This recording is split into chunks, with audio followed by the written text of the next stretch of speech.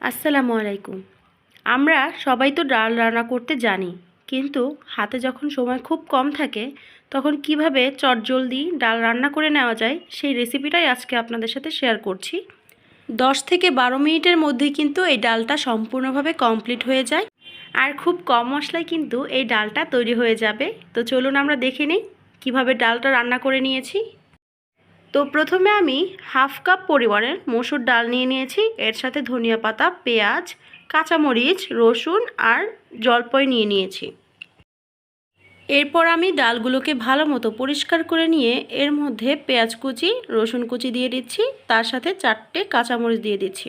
এবার স্বাদ মতো লবণ অ্যাড করে দিচ্ছি, অল্প পরিমাণে হলুদের গুঁড়া দিয়ে সব কিছুকে ভালোভাবে একত্রে মিশিয়ে নিচ্ছি।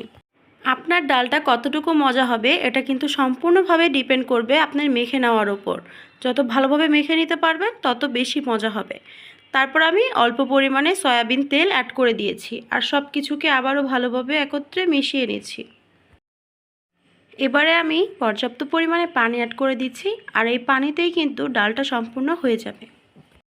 এখন আমি চুলার মিডিয়াম আঁচে ডালটাকে বসিয়ে দিয়েছি, আর 10 মিনিট পর আমার ডালটা দেখতে ঠিক এমন হয়েছে। এই পর্যায়ে আমি জলপাই অ্যাড করে দিচ্ছি।